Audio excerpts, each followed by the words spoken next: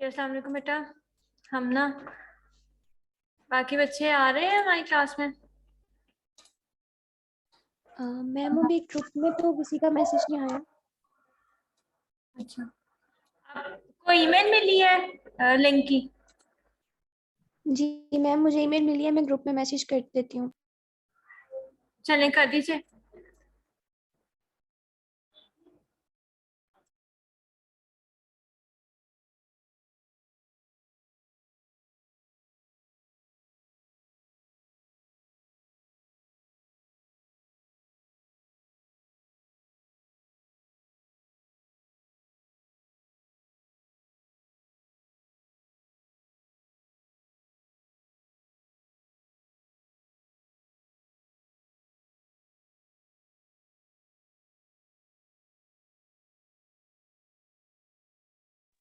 Ma'am मैंने group में link send कर दिया और कह दिया कि ज्वाइन कर लें।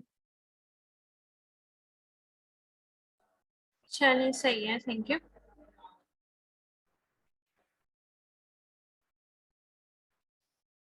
अच्छा बच्चों, ये मैंने ना ये डिसाइड किया कि मेरे पास ना कल के लेक्चर की रिकॉर्डिंग पड़ी हुई है। एज इन दो स्टडी डिजाइन हम लोगों ने कवर कर ली हुई हैं। एक आपका क्रॉस सेक्शनल था पहले वाला, और दूसरा आपका केस कंट्रोल था। ठीक है, तो मैंने ये कहा है कि आप लोगों के साथ मैं आज थर्ड वाला स्टडी डिजाइन डिस्कस कर लेती हूँ, और उन दोनों की आपके पास रिकॉर्डिंग ऑलरेडी आ जाएगी फिर हमारे पास, ताकि ना क्लासेस का जो है ना हम जल्दी वाइंड अप कर सकें। अदरवाइज ये हो रहा था कि हमें वाइवा के बाद भी एक क्लास लेनी पड़ रही थी। ठीक है,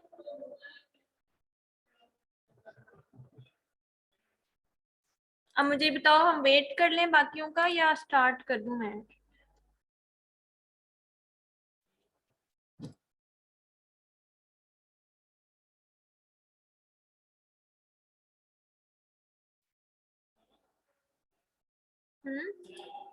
चलो,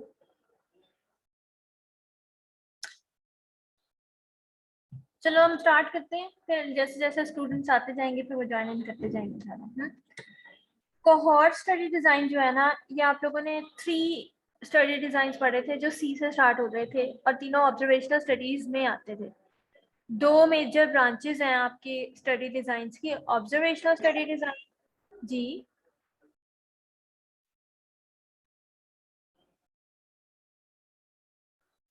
observational study designs and interventional study designs. ठीक है, ऑब्जर्वेशनल स्टडी डिजाइंस का मतलब होता है कि जिसके अंदर एक पर्सन या जो रिसर्चर है वो अपना इनपुट इस तरह से नहीं दे रहा कि वो इंटरवीन कर रहा है, ऐसे नहीं कर रहा, जो हो रहा है वो वैसे ही ऑब्जर्व कर रहा है। और जो इंटरवेंशनल स्टडी डिजाइन होते हैं ना, उसके अंदर वो इंटरवीन करता है और फिर देखता है कि उससे क्या इफेक्ट्स आ रहे हैं। एक्सपेरिमेंटल डिजाइन वो हम अगली क्लास में करेंगे इंशाल्लाह। ऑब्जर्वेशनल में हम लोगों ने क्रॉस सेक्शनल और केस कंट्रोल कवर किया हुआ है, और वो आप लोग एक दफ़ा गो थ्रू भी कर लीजिएगा उसको, लेक्चर को। फिर कोई क्वेश्चंस होंगे तो वो हम डिस्कस कर लेंगे। आज हम उसी से अगला जो स्टडी डिज़ाइन है उसको डिस्कस करते हैं। एज इन ये है तो अलग अलग ही सब। अगर आपने वो वाला लेक्चर नहीं भी लिया हुआ तो आपको ये समझ आ जानी चाहिए अलग से भी। कोहॉर्ट स्टडी डिज़ाइन जो होता है ना, ये ऑब्जर्वेशनल स्टडी डिज़ाइन के अंदर बेस्ट कंसिडर होता है। यानी out of the these 3, case control, cross sectional and cohort, इसकी जो हायरार्की ऑफ एविडेंस के ऊपर प्लेस है ना, वो अबव दोज 2 है। और एक्सपेरिमेंटल या इंटरवेंशनल स्टडी डिजाइन जाहिर है ऊपर कंसिडर होते हैं as compared to observational design. तो हम ये कहते हैं कि ऑब्जर्वेशनल डिजाइन में से cohort study design is the best one. अब जब इसको हम बेस्ट कह रहे हैं तो इसके अंदर जाहिर है कि प्रॉब्लम्स भी आती होंगी, ये डिफिकल्ट होता है करना। और फर्स्ट हैंड पे कोहॉर्ट डिजाइन अडॉप्ट नहीं किया जाता। दो वेरिएबल्स के दरमियान अगर हमने फर्स्ट टाइम रिलेशनशिप चेक करना है कि है भी कि नहीं, तो हम कोई आसान वाला डिजाइन पहले कंडक्ट करते हैं, जैसे सर्वे कर लिया क्रॉस सेक्शनल, और फिर उसके बाद जब एविडेंस बिल्ड हो जाती है फिर हम कोहॉर्ट से उसको टेस्ट कर सकते हैं एक बार। कोहॉर्ट स्टडी डिजाइन होता है क्या, इसकी मेथोडोलॉजी हम कवर करेंगे, और दूसरी चीज जो हम कवर करेंगे वो ये कि इसका जो स्टैट्स है वो कैसे कैलकुलेट की जा सकती है। और आप ये कैसे कह सकते हो कि किसके जो एक्सपोजर है और डिजीज है उसके अंदर कितना आपस में एसोसिएशन है, उस चीज को हम इसके थ्रू कैसे डिटरमिन करते हैं। सही है। कोहॉर्ट स्टडी जो है ना, पहली बात जो इम्पोर्टेंट है वो हमने डिस्कस कर ली कि ये ऑब्जर्वेशनल डिजाइन के अंदर आता है और उसमें भी एनालिटिकल के अंदर आता है। एनालिटिकल एंड डिस्क्रिप्टिव दो कैटेगरीज थी ऑब्जर्वेशनल डिजाइंस की। और एनालिटिकल का मतलब था कि जिसके अंदर हम डिटर्मिनेंट्स के ऊपर बात कर रहे होते हैं, बैकग्राउंड फिनोमेना क्या चल रहा है जिसकी वजह से वो हो रहा है, कॉज एंड इफेक्ट का रिलेशनशिप या एसोसिएशंस का रिलेशन जो है वो हम एनालिटिकल के अंदर देखते हैं। डिस्क्रिप्शन में सिर्फ एक वेरिएबल की डिस्क्रिप्शन हो सकती है, like percentage of people who are underweight. हमने अगर ये सर्वे किया है तो वो खाली डिस्क्रिप्टिव होगा, लेकिन एनालिटिकल के अंदर उसकी रीजनिंग तलाश की जाएगी या उससे कोई और वेरिएबल रिलेट किया जाएगा कि अंडरवेट होना विद द स्ट्रेस फैक्टर आपस में कैसे रिलेटेड है, फॉर एग्जांपल। ठीक है। सो one thing is कि ये analytical observational study design है, and the second thing is it is longitudinal design। आप लोगों ने एक केक के थ्रू देखा था कि क्रॉस सेक्शनल और लॉन्गिट्यूडनल में क्या फर्क होता है ना। क्रॉस सेक्शनल डिजाइन वो डिजाइन हमने किए थे, या क्रॉस सेक्शनल मेथड्स उसमें हमने किया था कि लार्ज सैंपल से डेटा कलेक्ट होगा लेकिन वो इतना इन डेप्थ नहीं होगा। लॉन्गिट्यूडनल स्टडीज जो होती हैं वो इन डेप्थ स्टडीज होती हैं, बेशक वो कम लोगों से की जाए। कोहॉर्ट स्टडी डिजाइन जो है ना वो एक तरह का लॉन्गिट्यूडनल डिजाइन है, मीनिंग कि इसके अंदर एक ही पर्सन से बार बार डेटा लिया जाएगा, विच मीन्स कि इसके अंदर फॉलो अप्स इन्वॉल्व होते हैं, और इसको इंसिडेंस स्टडी भी बोलते हैं। आपका क्रॉस सेक्शनल स्टडी डिजाइन जो सर्वे बेस्ड था उसको हमने प्रेवलेंस स्टडी का नाम दिया था। कोहॉर्ट स्टडी को हम इंसिडेंस स्टडी भी कहते हैं। इंसिडेंस एंड प्रेवलेंस का कॉन्सेप्ट आप लोगों ने किया हुआ है बेटा?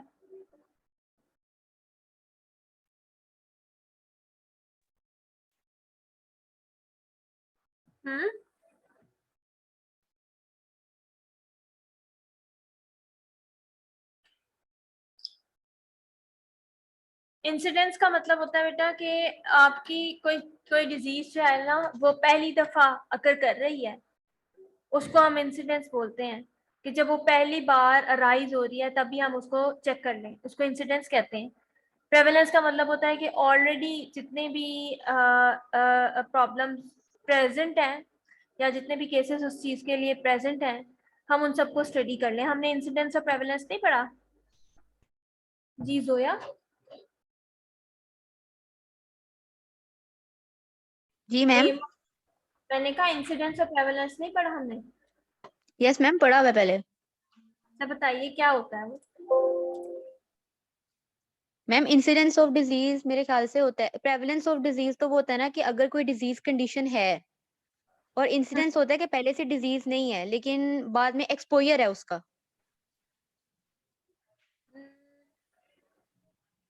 नहीं, अच्छा ठहरो, ये हम लोगों ने शायद नहीं पढ़ा। मैं ऐसे आपको कॉन्सेप्ट बता देती हूँ कि इंसिडेंस और प्रेवलेंस क्या चीज है।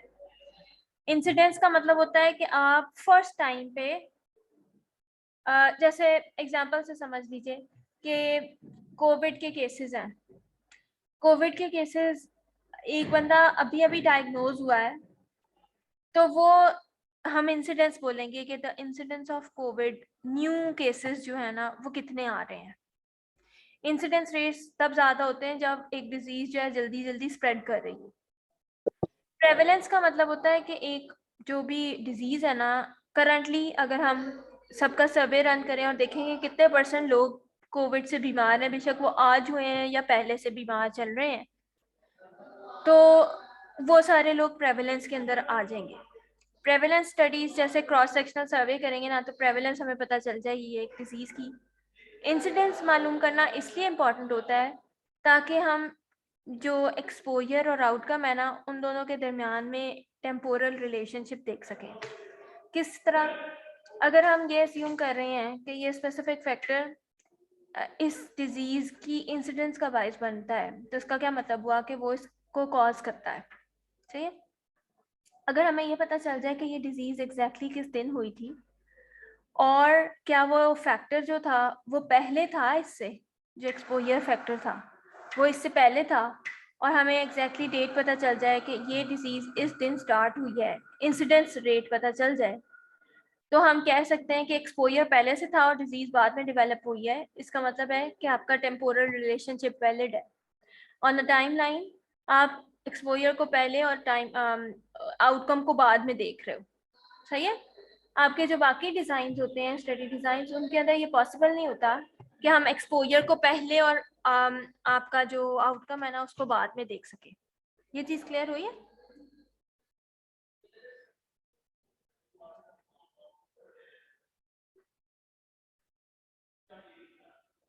हम्म।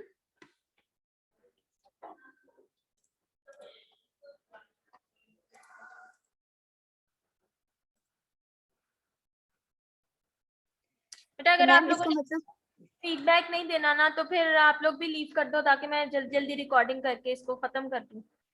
जी। मैम इसका मतलब फिर ये हुआ ना कि जो प्रेवलेंस ऑफ डिजीज होता है वो कोई पुरानी डिजीज होती है जो पहले से हो, हाँ और इंसिडेंस जो हाँ है वो कोई नई डिजीज आए, न्यू अकरेंस ऑफ डिजीज हो। हाँ हाँ बिल्कुल। ठीक है, yes new ma'am, case clear है। जी इंसिडेंस। जी, ठीक है मैम। और प्रेवलेंस जो है ना वो पहले से चलती हुई आ रही होती पहले है, से मतलब डिजीज। आज वाला केस भी उसमें इंक्लूड हो जाएगा। अगर हमने आज प्रेवलेंस लिया ना तो उसके जी अंदर जी, ये आ जाएगा वो वाला बंदा भी। लेकिन ठीक है मैम। इंसिडेंस में सिर्फ वही वाला पर्सन आएगा जिस जो एक आज के केस है, ओके मैम, ठीक। न्यू केस है। ठीक है। अच्छा, कोहॉर्ट स्टडी डिजाइन इसी वजह से जरा थोड़ी सी अच्छी कंसिडर होती है क्योंकि इसके अंदर जो कॉज या जो एक्सपोजर वेरिएबल है ना उसको हम डेफिनेटली कह सकते हैं कि ये before the disease he arise हुआ, क्योंकि डिजीज हमारे सामने डेवलप होती है। ये स्टडी डिजाइन ऐसा है जिसके अंदर हम स्टार्ट ऐसे करते हैं कि वो पर्सन हेल्दी होता है और उसको फॉलो अप करते हैं until the disease has developed. उस केस में हम एग्जैक्टली कह सकते हैं कि डिजीज किस दिन इसको डायग्नोज हुई है और आपका एक्सपोजर ऑलरेडी चूंकि था, इस वजह से हम श्योरिटी के साथ कह सकते हैं कि ये एक्सपोजर इस डिजीज को कॉज कर सकता है। सही है। स्टडी ग्रुप जिसको ऑब्जर्व किया जाता है उसको कोहॉर्ट कहते हैं, जिसकी वजह से इसका नाम कोहॉर्ट स्टडी है। कोहॉर्ट जो है ना उस ग्रुप को हम पहले से आइडेंटिफाई कर लेते हैं कि ये लोग प्रोन हैं, इनके अंदर वो रिस्क फैक्टर्स हैं या वो एक्सपोजर्स हैं जो इस डिजीज के लिए हम हाइपोथेसाइज कर रहे हैं, और हम इन लोगों को ही फॉलो अप करेंगे until they develop some disease और until a specific period of time. अब देखिए कि ये ऑब्जर्वेशनल डिजाइन है, इसके अंदर हमने उन लोगों का इलाज नहीं करना या जानबूझ के उन लोगों को एक्सपोज नहीं करना उस रिस्क फैक्टर से। ऐसे लोगों को हम लेंगे कोहॉर्ट में जो ऑलरेडी खुद ब खुद एक्सपोज ही हैं। लाइक स्मोकर्स को अगर हम ले लें और देखें कि इनमें से कितने लोग लंग कैंसर डेवलप करते हैं, time period of follow up depend करता है कि हमारी स्टडी प्रोटोकॉल क्या है, हमने 1 साल तक फॉलो करना है या कितने सालों तक फॉलो करना है, या आपके नेचुरल हिस्ट्री ऑफ डिजीज के ऊपर डिपेंड करता है। अगर वो डिजीज जो होती है वो बहुत तेजी से डेवलप हो जाती होती है तो हमें अपना फॉलो अप टाइम कम रखना पड़ेगा। अगर वो डिजीज ऐसी है जो बहुत देर बाद डेवलप होती है नेचुरली, इसके अंदर हम कोई इलाज वगैरह तो नहीं कर रहे ना, इस वजह से हम नेचुरल हिस्ट्री ऑफ डिजीज को देखते हुए अपना follow up time period define कर लेंगे। मेन कॉन्सेप्ट कोहॉर्ट स्टडी का है कि आपका जो कोहॉर्ट है ना वो रिस्क पे होना चाहिए, यानी कि दे शुड बी एक्सपोज्ड, और फिर हम उनको फॉलो करते हैं till some outcome has develop. Cause से इफेक्ट की तरफ हम जा रहे होते हैं इस कोहॉर्ट स्टडी में। आपका जो इफेक्ट है ना वो फ्यूचर में डेवलप होता है, और हम लोगों ने आज अगर प्रेजेंट में एक्सपोज्ड लोगों को फॉलो करना शुरू किया, आपका एक्सपोजर प्रेजेंट में है और जो आउटकम है वो फ्यूचर में डेवलप होगा हम जब उनको फॉलो कर रहे होंगे। कोहॉर्ट जो है वो कोई भी ऐसे सिमिलर कैरेक्टरिस्टिक्स रखने वाले लोग हो सकते हैं जिनमें सिमिलर रिस्क फैक्टर्स हों। बर्थ कोहॉर्ट भी होते हैं। बर्थ कोहॉर्ट का मतलब होता है कि ऐसे तमाम लोग जो 1990 में पैदा हुए थे उन सबको रख लिया, या ऐसे रख सकते हैं कि हम लोगों ने कोहॉर्ट लिया आपके फर्स्ट सेमेस्टर के स्टूडेंट्स। फर्स्ट सेमेस्टर के स्टूडेंट्स जो हैं उनको हमने फॉलो किया till they reach the 10th semester और देखा कि उनका नॉलेज आहिस्ता आहिस्ता कैसे इंक्रीज हो रहा है। ठीक है, ये भी हो सकता है। फॉलो अप स्टडी है पर हम इसके अंदर जानबूझ के कोई इंटरवेंशन नहीं करेंगे, हम जानबूझ के उनको ज्यादा अच्छा नहीं पढ़ाने लगेंगे क्योंकि हम उनको फॉलो कर रहे हैं, ये नहीं करेंगे। कोहॉर्ट स्टडी जो है आमतौर पे उन डिजीजेस में की जाती है, उन डिजीजेस को स्टडी करने के लिए की जाती है, या उन आउटकम्स को स्टडी करने की जाती है जिनकी इंसिडेंस हाई हो। ये ना हो कि हम फॉलो अप करते जाएं और वो डेवलप ही कभी ना हो। इंसिडेंस हाई होना ज़रूरी है ताकि हम कह सकें कि कभी ना कभी ये ख़त्म होगी और हम अपने एक्सपोजर के साथ उस आउटकम को रिलेट कर पाए। अगर वो डिजीज़ इतनी रेयर है, इतनी कम होती है वो, कि हम एक्सपोज लोगों को भी फॉलो करे जा रहे हैं और डिजीज़ नहीं डेवलप हो रही, तो हम क्या करेंगे कि जी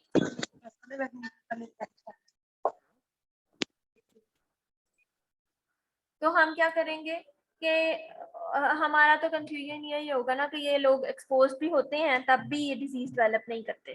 ठीक है, सो इसके लिए डिजीज की इंसिडेंस हाई होनी चाहिए। एक्सपोजर रेयर को भी हम स्टडी कर सकते हैं, यानी कि हम लोगों ने तो उन कोहॉर्ट को स्टडी करना है ना, एक्सपोज लोगों को स्टडी करना है। सो अगर वो कम भी प्रेवलेंट है ना वो एक्सपोजर, तो हम उनको ढूंढ के फॉलो कर सकते हैं till the disease develops. Follow up जो है वो इजी हो तब हम करेंगे, यानी ऐसा ना हो कि बहुत सारे लोग उनसे हम दोबारा राब्ता ही ना कर पाए।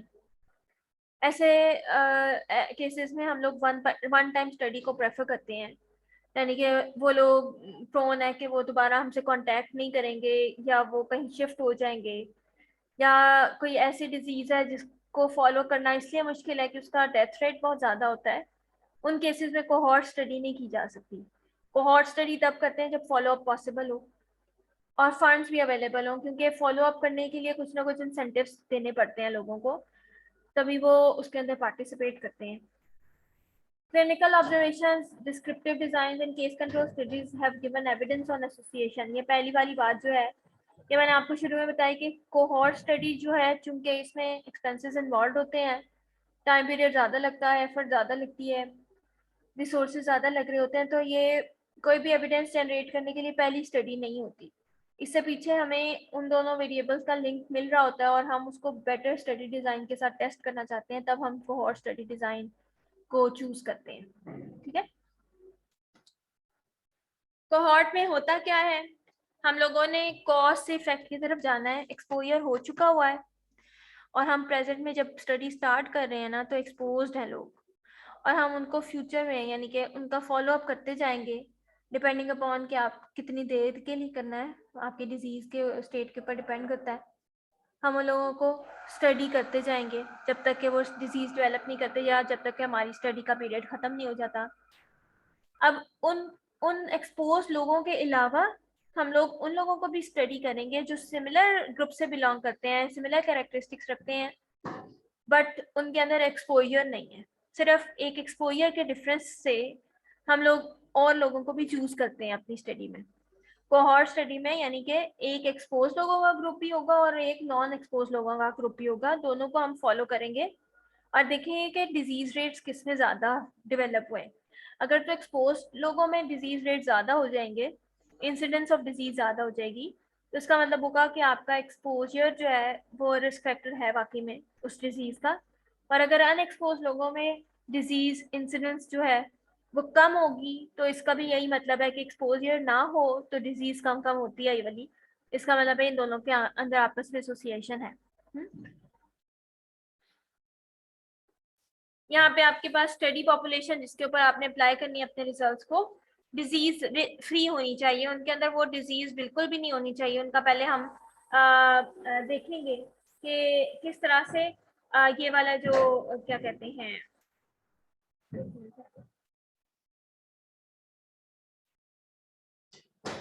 हाँ जी, डिजीज जो है ना वो वाली नहीं होनी चाहिए जो हम स्टडी कर रहे हैं। और बट वो एट रिस्क होते हैं पीपल, यानी कि वो एक्सपोज, एट रिस्क का मतलब है जरूरी नहीं है कि वो एक्सपोज्ड हो या उनके अंदर वो रिस्क फैक्टर हो, बट वो प्रोन होते हैं। उस पॉपुलेशन में से हम वो वाले लोग निकाल लेंगे जो फॉर एग्जांपल स्मोकिंग करते हैं और जो लोग नहीं करते हैं। ठीक है, अनएक्सपोज्ड अनएक्सपोज्ड, और फिर हम आउटकम देख लेंगे, lung cancer yes, lung cancer no, lung cancer yes and lung cancer no, और यहाँ पे आपका फॉलो अप होगा। ठीक है, यहाँ पे हम लोगों ने एक्सपोजर के हिसाब से इनको ग्रुप वाइज डिवाइड कर दिया उसके बाद हमें इनको फॉलो अप करेंगे for a certain period of time और फिर देखेंगे कि डिजीज डेवलप हुई है या नहीं।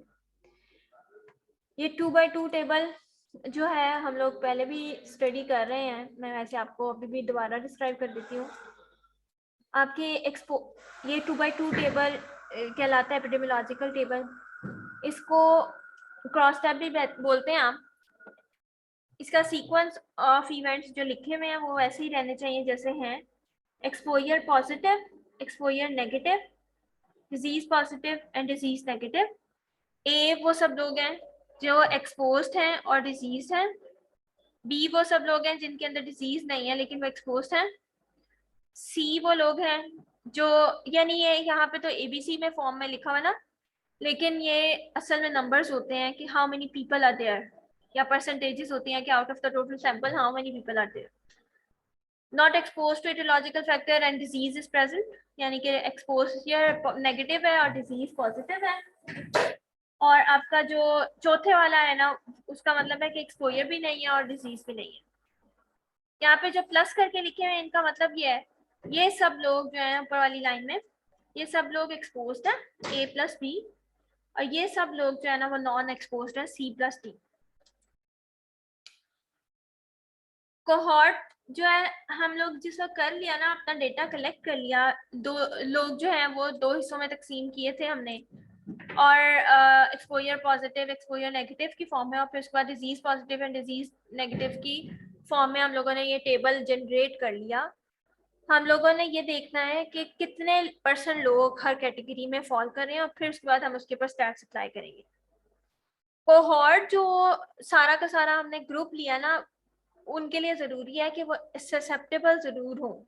आपके एक्सपोज लोग भी और अनएक्सपोज लोग भी ससेप्टेबल फिर भी हो टूवर्ड्स द डिजीज, ये ना हो कि उनके अंदर बायोलॉजिकली वो डिजीज हो ही ना सकती हो।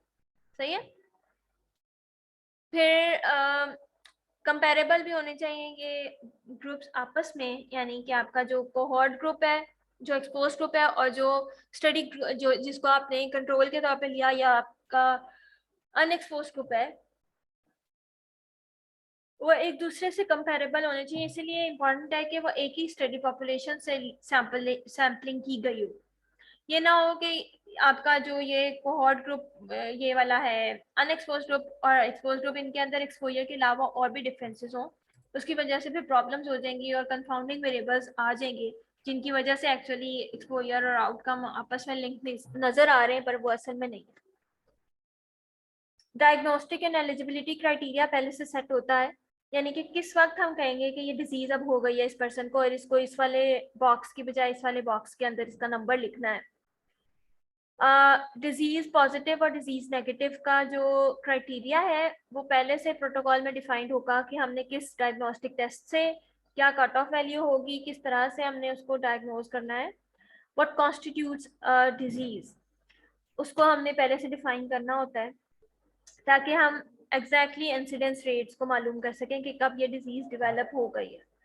अगर हमने ये ब्लरी रखा होगा ना, अगर ये इतना ज़्यादा मतलब डिफाइंड नहीं होगा ऑब्जेक्टिवली, तो मसला ये पैदा हो जाएगा कि हमें ये नहीं पता चलेगा कि एग्जैक्टली कब इस पर्सन को ये डिजीज डेवलप हुई है, और हम अपने फॉलोअप के अंदर उसको रख देंगे नॉट डिजीज पर्सन में, जबकि वो डिजीज में है। तो ये सिलेक्शन बायस का एक वो होता है, या आप कह लो कि हमने उसको गलत जगह पे उसकी फ्रीक्वेंसी ऐड कर दी है, यानी डिजीज प्रेजेंट थी हालांकि, लेकिन हमने उसको एब्सेंट वाली में रख दिया है, और एक्सपोजर है। तो अगर हमने ज़्यादा सारी ऐसी गलतियां की हुई हैं, इसका मतलब ये होगा कि एक्सपोज लोगों में भी वो डिजीज नहीं होती हालांकि वो है। तो इस तरह की प्रॉब्लम्स जो है वो लीड कर सकती हैं बिगर प्रॉब्लम्स को, एज एन चूँकि हमारी स्टडी फिर लिंक ही नहीं देगी उस एक्सपोजर और उस आउटकम का, और फिर उसकी बेसिस पे अगर मल्टीपल स्टडीज इसी तरह करती जाएं तो आपके जो वो लिंक एक्चुअली है वो इस्टेब्लिश नहीं होगा फ्रॉम द एविडेंस, और उसके खिलाफ कोई पॉलिसी या इंटरवेंशन नहीं फिर बनेगी, आगे एक्सपेरिमेंट्स नहीं होंगे उसके ऊपर। टाइप्स ऑफ कोहॉर्ट स्टडीज दो हैं, एक आपके प्रोस्पेक्टिव हो सकता है। अभी हम 2x2 टेबल पे वापस आते हैं, स्टैट्स उसकी करते हैं कैसे करनी है, पहले थोड़ी सी थ्योरी कर लेते हैं। प्रोस्पेक्टिव भी हो सकती है और रिट्रोस्पेक्टिव भी हो सकती है। इसमें से ज्यादा इंपॉर्टेंट प्रोस्पेक्टिव वाला है, अगर आपको वो समझ आ जाता है तो बहुत अच्छी बात है। रिट्रोस्पेक्टिव मैं समझा दूंगी, लेकिन अगर वो नहीं भी समझ आएगा तो कोई मसला नहीं है। कोहॉर्ट स्टडी डिजाइन जो है हमने कहा था कि प्रेजेंट में शुरू हो रहा है और फ्यूचर तक हम इसको फॉलो कर रहे हैं, तो ये ऑब्वियसली प्रोस्पेक्टिव स्टडी डिजाइन है। आउटकम अभी प्रेजेंट नहीं है, हम उसको बाद तक स्टडी कर रहे हैं। रिट्रोस्पेक्टिव कोहॉर्ट स्टडी डिजाइन जो होता है ना, वो क्या होता है, इसके अंदर आउटकम डेवलप हो चुका होता है, यानी वो डिजीज पर्सन होता है, लेकिन हम उसको उसकी डिजीज की वजह से चूज नहीं करते, हम उसकी केस को, जैसे अगर उसकी केस फाइल पड़ी हुई है और आपने हॉस्पिटल रिकॉर्ड लिया है और उसके अंदर उसका एक्सपोजर पॉजिटिव लिखा हुआ है, आपने उस एक्सपोजर की बेस पे उसको अपने कोहॉर्ट में शामिल किया, देन यू विल स्टडी कि इसको डिजीज डेवलप हुई थी या नहीं हुई थी। Your approach will remain the same कि आप स्टार्ट कॉज से इफेक्ट तक ही जा रहे हो, स्टार्ट कॉज से करो और इफेक्ट तक जा रहे हो। ये अलग बात है कि वो इफेक्ट इस केस में, रिट्रोस्पेक्टिव की केस में ऑलरेडी वो भी हो चुका हुआ था, लेकिन हमारी अप्रोच उसी तरह रहेगी। पास्ट रिकॉर्ड्स और पास्ट एम्प्लॉयमेंट, मेडिकल रिकॉर्ड, इसी तरह के कोई डेटा सेट्स जो ऑलरेडी प्रेजेंट होते हैं, उनको हम स्टडी कर सकते हैं रिट्रोस्पेक्टिव कोहॉर्ट के मामले में।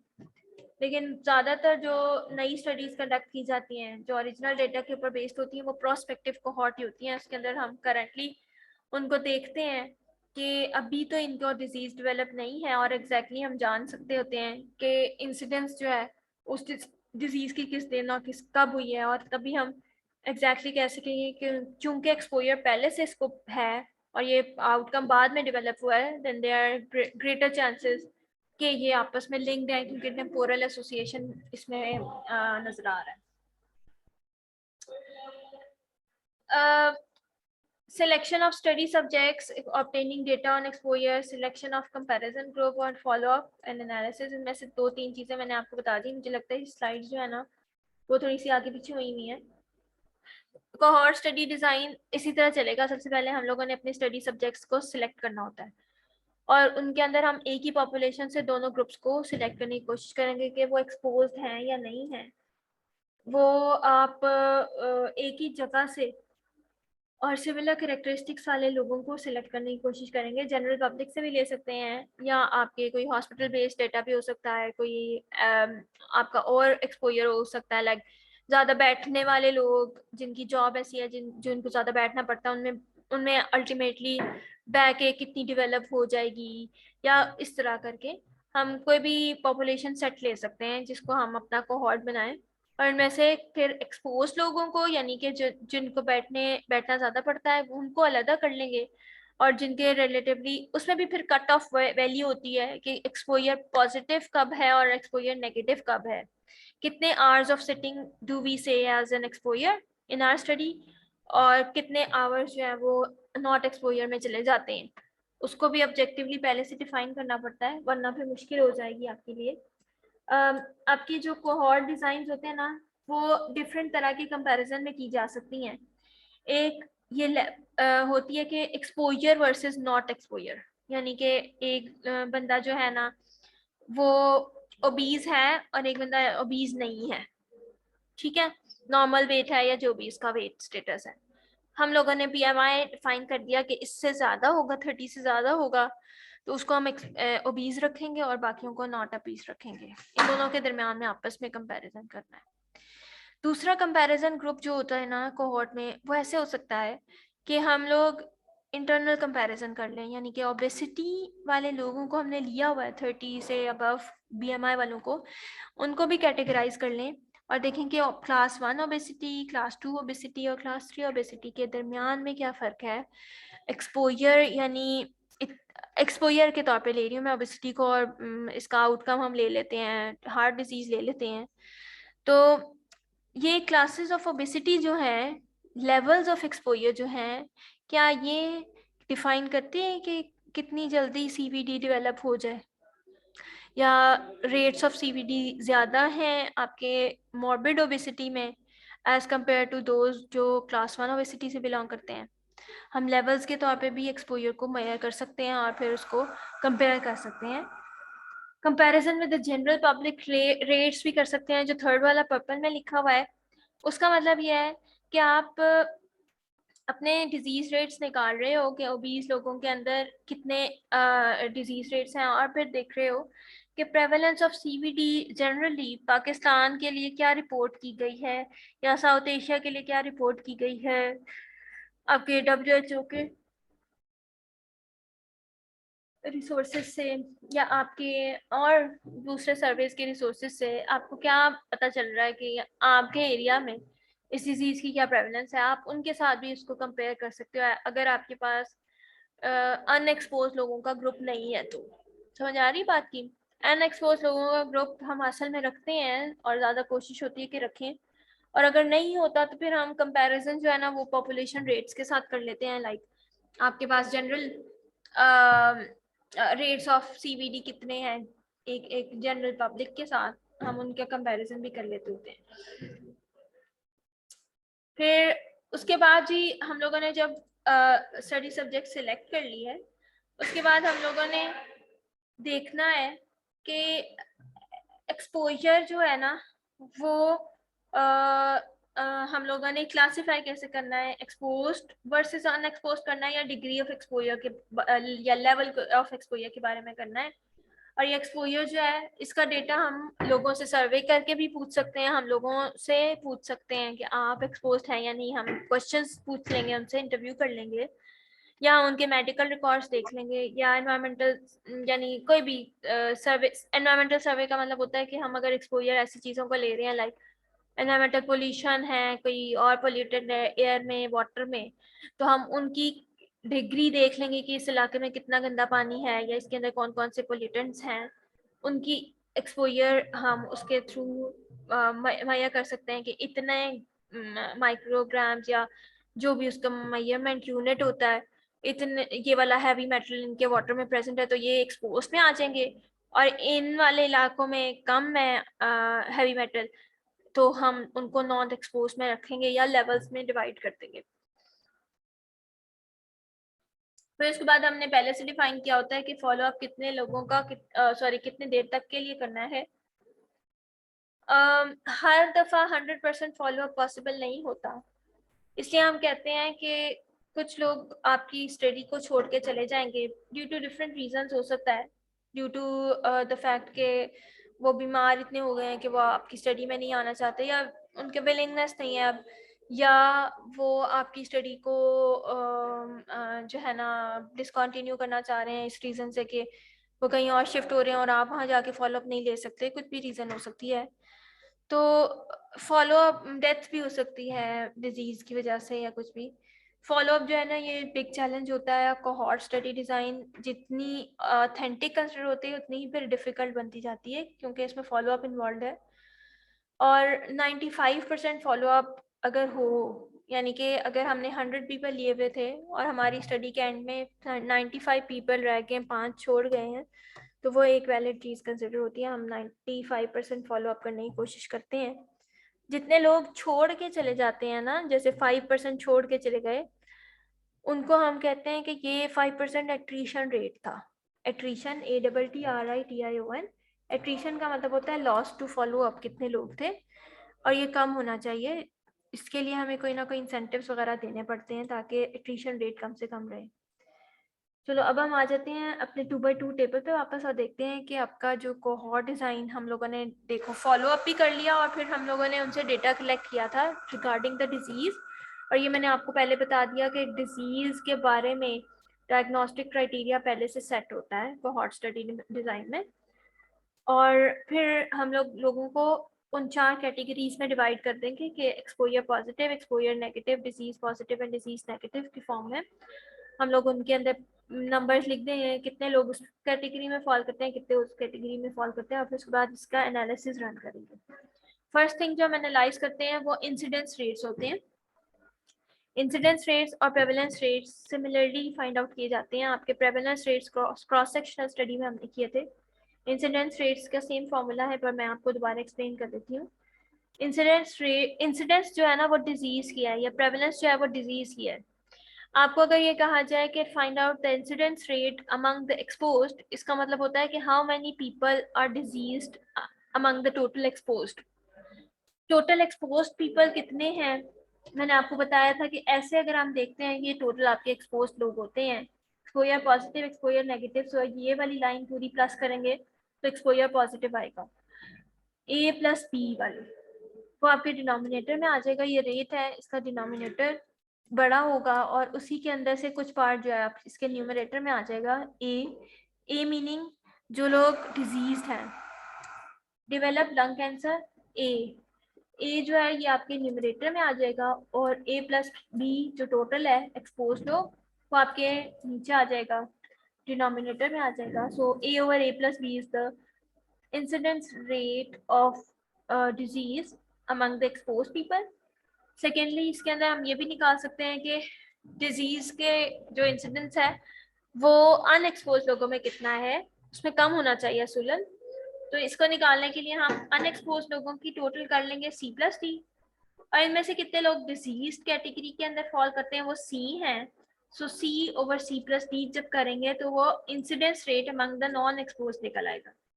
इसको अगर हम नंबर से इस कंटिजेंसी टेबल के अंदर फिल आउट किया हुआ है हमने, इसको अगर हम सॉल्व कर लेते हैं तो आपके आंसर्स आ जाएंगे कि 10 आउट ऑफ 1000 पीपल जो है वो स्मोकर्स में लंग कैंसर के पेशेंट्स बने और 1 out of 1000 people non smokers में बने। और अगर इसके साथ हमें पी वैल्यू दी हुई है, पी वैल्यू जो है वो डायरेक्टली इस तरह नहीं हम निकाल सकते मैनुअली, आपको स्टैटिस्टिकल टेस्ट सॉफ्टवेयर पे लगाना पड़ेगा और इस पे काई स्क्वायर लग जाएगा, उसमें बता देगा वो पी वैल्यू क्या है। पी वैल्यू अगर 0.05 से कम आ रही होती है तो इसका मतलब होता है कि आपके जो स्मोकर्स में इंसिडेंस रेट्स है ना वो सिग्निफिकेंटली हायर है as compared to those in the non smokers. और फिर हमारा ये हाइपोथेसिस क्लियर आउट हो जाता है कि आपके जो स्मोकिंग है और लंग कैंसर है ना वो आपस में लिंक्ड है। इस केस में पी वैल्यू आपको वैसे दी हुई है क्योंकि आती है, तो हम इस सब की बेस पे ये कंक्लूड कर सकते हैं कि स्मोकर्स में इंसिडेंस रेट सिग्निफिकेंटली ज्यादा है as compared to the non smokers. Incidence rate किस चीज का? कैंसर का, लंग कैंसर का। सेकेंड एनालिसिस की टाइप हम करते हैं एस्टिमेशन ऑफ रिस्क, और ये आप लोगों ने ब्रैडफोर्ड हिल क्राइटेरिया वाले स्ट्रेंथ ऑफ एसोसिएशन का जो इसका क्राइटेरिया था उसके अंदर किया होगा कि रिलेटिव रिस्क ऑड्स रेशियो हम लोगों ने पिछली क्लास में किया है, जो आपके केस कंट्रोल डिजाइनर्स की रिकॉर्डिंग मैं आपके साथ शेयर कर देती हूँ। और रिलेटिव रिस्क जो है ये हम अभी हम कर लेते हैं, इससे उसका कोई ताल्लुक नहीं है, अलग अलग दो चीजें हैं, इसको आप सुन लो। रिलेटिव रिस्क का मतलब होता है कि रिलेटिवली एक्सपोज पीपल में और अनएक्सपोज पीपल में आपस में इंसिडेंस रेट्स कितने डिफरेंट है। ठीक है, ये रेशियो है, ये आपस में डिवीजन की जाती है दो चीजों की। ठीक है, दो रेट्स की डिवीजन की जाती है और इसका जो फॉर्मूला है ना वो बहुत ही इजी है। ऊपर आपने incidence rate in the exposed group रखना है, अभी हमने किया है पीछे incidence rate in the exposed group A over A plus B होता है, और incidence rate in the unexposed group C over C plus D होता है। इन दोनों को, ये दोनों जब सॉल्व हो जाएंगे इसको आपने आपस में डिवाइड कर देना है, तो एक वैल्यू आ जाती है रिलेटिव रिस्क की, उस वो स्ट्रेंथ ऑफ एसोसिएशन शो करती है। और इसको इंटरप्रेट कैसे किया जाता है, अगर तो ये देखिए कि रिलेटिव रिस्क की वैल्यू 1 आ जाती है ना, तो इसका मतलब होता है कि आपका न्यूमरेटर और डिनोमिनेटर सेम था, मीनिंग कि इंसिडेंस रेट एक्सपोज लोगों में भी और इंसिडेंस रेट अनएक्सपोज लोगों में भी सेम थे, इक्वल नंबर ऑफ पीपल थे। So equal number of people cancer develop कर रहे हैं स्मोकर्स में भी और equal number of people develop कर रहे हैं नॉन स्मोकर्स में भी। इसका मतलब है स्मोकिंग का और लंग कैंसर का आपस में एसोसिएशन नहीं है। सो रिलेटिव रिस्क अगर 1 आ जाता है, फ्रैक्शन की वैल्यू अगर 1 आ जाती है तो इसका मतलब होता है एसोसिएशन नहीं है। अगर रिलेटिव रिस्क की वैल्यू 1 से ग्रेटर आती है तो इसका मतलब है इसका न्यूमरेटर बड़ा था और आपका जो रिस्क, ये जो रेट्स हैं, इंसिडेंस रेट्स हैं, ये एक्सपोज पीपल में ज़्यादा हैं, विच मीन्स कि वो एसोसिएटेड हैं, पॉजिटिवली एसोसिएटेड हैं। अगर आपका एक्सपोजर पॉजिटिव होता है तो फिर डिजीज भी पॉजिटिव होती है। ठीक है, यानी कि आपका जैसे जैसे वो एक्सपोजर बढ़ता है तो वो डिजीज के रेट्स बढ़ा देता है। और अगर रिलेटिव रिस्क की वैल्यू लेस देन 1 आ जाती है, मीनिंग कि आपका डिनोमिनेटर बड़ा है और न्यूमरेटर छोटा है, मीनिंग कि आपका इंसिडेंस रेट अनएक्सपोज में ज़्यादा है, तो उसका मतलब ये होता है कि आपकी डिजीज का, देखिए अगर डिजीज अनएक्सपोज लोगों में ज़्यादा हो रही है और एक्सपोज लोगों में कम हो रही है, तो इसका मतलब है कि वो जो एक्सपोजर है ना, that is protecting against the disease. आपका ज़रूरी नहीं होता कि एक्सपोजर ऐसा ही हो जो उस डिजीज़ को कॉज करता हो, मतलब उसके रेट्स को इंक्रीज करता हो। एसोसिएशन इस सेंस में भी हो सकती है कि उस एक्सपोजर की प्रेजेंस डिजीज़ के रेट्स को कम करते हैं। लाइक न्यूट्रिएंट, अगर हम सप्लीमेंट खा लें तो जो डिजीज़ है उसके रेट्स कम हो जाएंगे। अगर हम आयरन के सप्लीमेंट ले रहे हैं, एक्सपोज हो रहे हैं हम आयरन के सप्लीमेंट से, तो डिजीज़ के रेट्स डिक्रीज हो रहे हैं। उस केस में रिलेटिव रिस्क की जो वैल्यू होती है ना, वो लेस देन 1 आएगी, लेकिन ये नेगेटिव में नहीं आती, 0 तक हो सकती है। फिर दूसरी चीज़, एक और रिस्क की टाइप है जिसको हम एट्रीब्यूटेबल रिस्क बोलते हैं। एट्रीब्यूटेबल रिस्क सिंपल सा कॉन्सेप्ट है सिर्फ, इसके अंदर आप लोगों ने कितने लोगों की इंसिडेंस थी एक्सपोज लोगों में और कितनी इंसिडेंस थी अनएक्सपोज लोगों में, उन दोनों को डिवाइड नहीं करना होता, बल्कि उन दोनों को आपस में माइनस करना होता है। Incidence in the exposed group minus incidence in the non expose group, इसको हम माइनस कर देते हैं और डिवाइडेड बाय 1000, ये इसका जनरल फार्मूला है। तो फिर हम एट्रीब्यूटेबल रिस्क निकाल सकते हैं। ये बस आप ऊपर वाला कॉलम इसका कीजिएगा, नीचे वाला करने की जरूरत नहीं है। इसको इस ग्राफ से मैं थोड़ा सा एक्सप्लेन करना चाहती हूँ आपको, ये क्या है। ग्राफ के अंदर ना बताया हुआ है कि ये आपकी सारी पॉपुलेशन है, ये इंसिडेंट्स यहाँ पे शो कर रहे हैं, ये पॉपुलेशन, ये अनएक्सपोज लोग हैं आपकी, ये सारे एक्सपोज लोग हैं, ठीक है। अनएक्सपोज लोग इतने थे, इस वाले कैटेगरी में भी ना इतने लोगों को हमने कलर किया हुआ है, और ये सारे लोग जो है ना वो ये जो हिस्सा बनता है ना, ये वो बनाए जो एक्सपोज पीपल में इंसिडेंट्स को दिखा रहा है। सो ये वाला जो रेड वाला हिस्सा ना, this is attributable risk. Attributable risk को हम इंटरप्रेट ऐसे करते हैं कि this much of the disease is attributable to this one exposure, इसकी वजह से हो रही है, एट्रीब्यूशन इसको बोलते हैं कि this is due to this. तो हम ये कह सकते हैं कि हमने अनएक्सपोज्ड वाला हिस्सा इसमें से माइनस कर दिया और एक्सपोज्ड वाला रह गया। सो एक्सपोज्ड लोगों में जितनी इंसिडेंस थी उसको हम एट्रीब्यूटेबल रिस्क बोल रहे हैं, ठीक है। इसका फॉर्मूला भी यही है, इंसिडेंस इन द एक्सपोज्ड और incidence in the non exposed को माइनस कर दें तो हमारे पास एट्रीब्यूटेबल रिस्क आ जाता है। फिर उसके बाद जी यहाँ पे हमने एक एग्जांपल डाली हुई है फ्रेमिंगम हार्ट स्टडी की, बस ये आखिरी चीज़ है। फ्रेमिंगम हार्ट स्टडी जो है ये बड़ी पुरानी स्टडी है, 1948 में आई गेस स्टार्ट हुई थी, और ये कोहॉर्ट डिज़ाइन पे बेस्ड है। और हमारी आज तक जितनी भी हार्ट से रिलेटेड, हार्ट हेल्थ से रिलेटेड जो रिस्क फैक्टर्स आइडेंटिफाई हुए हैं, बेशक वो न्यूट्रिशन हो से रिलेटेड हो या मेडिसिन से रिलेटेड हो या बायोलॉजी से रिलेटेड हो या आपके फार्माकोलॉजी से, आपके फिजिकल एक्टिविटी से, किसी भी चीज़ से रिलेटेड जो रिस्क फैक्टर्स आइडेंटिफाई हुए हैं ना, वो इस फ्रेमिंगम हार्ट स्टडीज हुए हैं। पहले एक जनरेशन ने इसमें पार्ट लिया और फिर उसके बाद उनकी नेक्स्ट जनरेशन और फिर उसके बाद उनकी नेक्स्ट जनरेशन ने इसको कंटिन्यू किया। और ये फ्रेमिंगम एक इलाका है जहाँ पे ये जो लोग इसके अंदर इनरोल्ड रहते हैं और वो फिर जाके अपना डेटा देते आते हैं, डिजीज़ की इंसिडेंस वो मालूम कर लेते हैं कि कब हार्ट डिजीज़ डेवलप हुई है, और फिर उस बंदे का बैकग्राउंड डेटा सारा उनके पास होता है, ठीक है। तो पहले तो हम लोग ये कह सकते हैं कि कोहॉर्ट स्टडी जब हमने स्टार्ट की तो हम जो नॉन रिस्क फैक्टर्स हैं उनके बारे में हम लोगों ने उनके हिसाब से उन लोगों को एक्सपोजर और नॉन एक्सपोजर में कैटेगराइज किया था।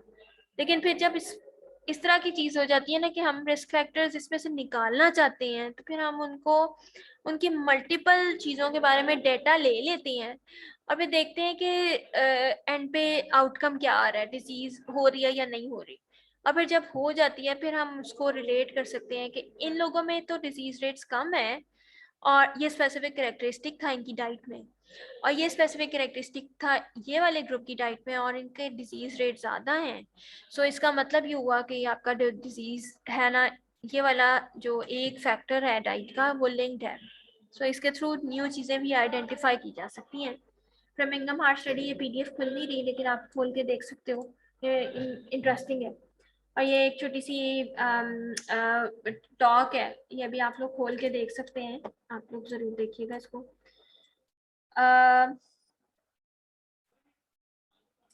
इसके आगे हम थोड़े से इसके एडवांटेजेस और डिसएडवांटेजेस कर लेते हैं। पहला एडवांटेज तो ये है कि इसके अंदर टेम्पोरल रिलेशनशिप हमारे पास आ जाता है। दूसरा, ये मैंने एक्सप्लेन कर दिया, आई होप कि इसको दोबारा नहीं बताने की जरूरत। प्रोस्पेक्टिव है तो बायसेस बहुत कम होती हैं इसके अंदर, मतलब कि हमारे पास रिकॉल बायस और मेमोरी बायस इस तरह की चीजें नहीं, हम लोग खुद सामने देख रहे हैं कि इंसिडेंस ऑफ द डिजीज कब हुई है, उस बंदे से नहीं, सेल्फ रिपोर्टेड डेटा नहीं होता। इवेल्युएशन ऑफ मल्टीपल डिजीजेस हम कर सकते हैं, यानी कि हमने एक एक्सपोजर लिया हुआ है और फिर फॉलो अप कर रहे हैं लोगों को, तो हम साथ में ये डेटा सेट भी इसमें डाल सकते हैं कि हाँ इस बंदे को ये हमारे वाली वो डिजीज तो नहीं हुई जिसको हम स्टडी कर रहे थे, लेकिन कोई और हो गई, हमने उसको लिख लिया। और अगर ज़्यादा लोगों में वही हो जा रही है डिजीज जो सेकेंडरी थी, फिर हम ये भी रिपोर्ट कर सकते हैं कि हमारी असली वाली प्राइमरी डिजीज तो नहीं हो रही थी, लेकिन ये सेकेंड वाली जो है ना वो ज़्यादा हमारे एक्सपोजर से रिलेट करती है। सो मल्टीपल डिजीजेस भी हम कर सकते हैं, कॉज एंड इफेक्ट का रिलेशनशिप देख सकते हैं, एक्सपोजर रेयर हो तब भी हम स्टडी कर सकते हैं, हमने शुरू में बात कर ली। और इंसिडेंस रेट्स और रिलेटिव रिस्क हम निकाल सकते हैं। इंसिडेंस रेट निकालना is a big thing. Incidence जो होती है ना वो कोहॉर्ट डिजाइन में और एक्सपेरिमेंटल डिजाइन में, इन दोनों में ही हम निकाल सकते हैं। इंसिडेंस कोई और चीज़ नहीं निकलवा सकती। क्यों?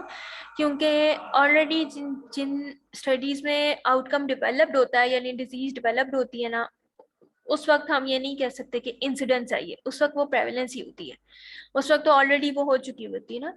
तो कोहॉर्ट डिजाइन एक ऐसा स्टडी डिजाइन है जिसके अंदर वो ऑन ऑन द स्पॉट हम उसको स्टडी कर रहे होते हैं, जब वो डिजीज डेवलप हुई है उसी दिन हमें पता चल जाता है, तो ये इंसिडेंस रेट कहलाता है। डिसएडवांटेज एक पहला तो इसका ये है कि loss to follow up attrition इसमें हो सकती है, ATTRITION attrition. Large sample size चाहिए, क्यों? क्योंकि हमें नहीं पता कितने लोग छोड़ के चले जाएंगे, और हमें ये भी नहीं पता कि एग्जैक्टली कितनी देर तक हमें फॉलो अप करना पड़ेगा। हालांकि हम डिफाइन तो करते हैं, लेकिन हो सकता है हमें दोबारा बाद में भी स्टडी कंटिन्यू करनी पड़े।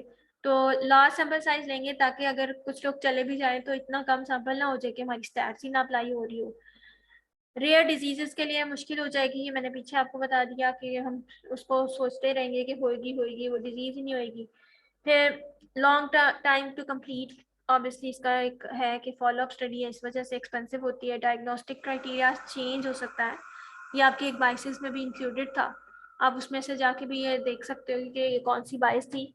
डायग्नोस्टिक क्राइटेरिया, अगर आपने एक साल में आपने सेम चीज स्टडी कर रहे हो डिजीज, डायग्नोस्टिक क्राइटेरिया उसका आपने जो सेट किया था प्रोटोकॉल, वो आपने उससे भी एक साल पहले आपने सारा मेथोडोलॉजी डिफाइन कर ली थी कि मैंने इस बेसिस पे लोगों को बता कहना है कि ये अब डिजीज कैटेगरी में फॉल करेगा बंदा और ये नहीं करेगा।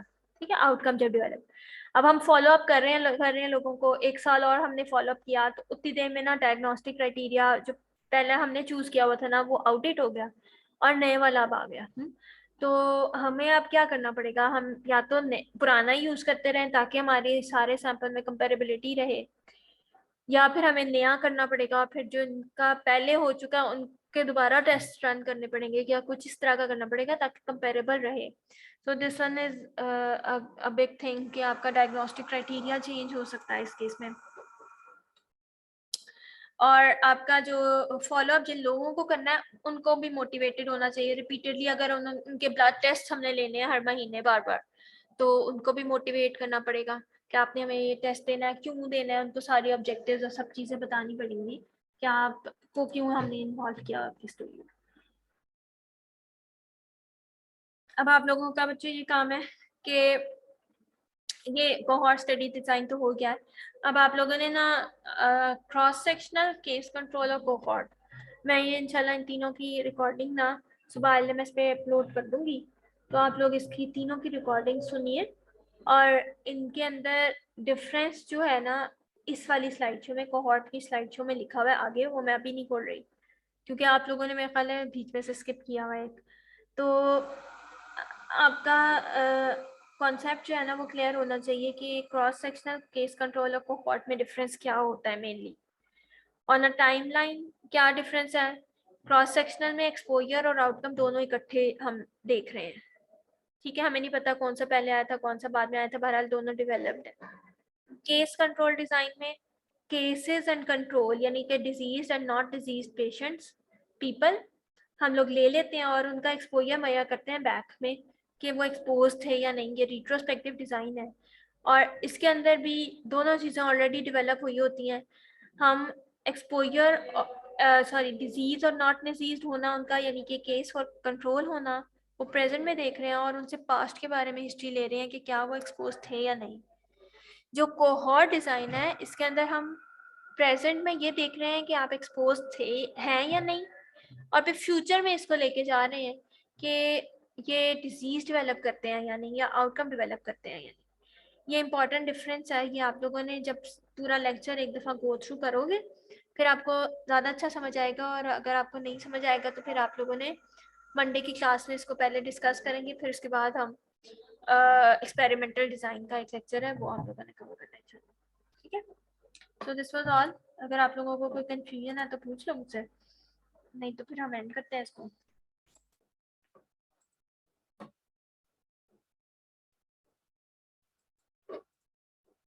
जी बेटा।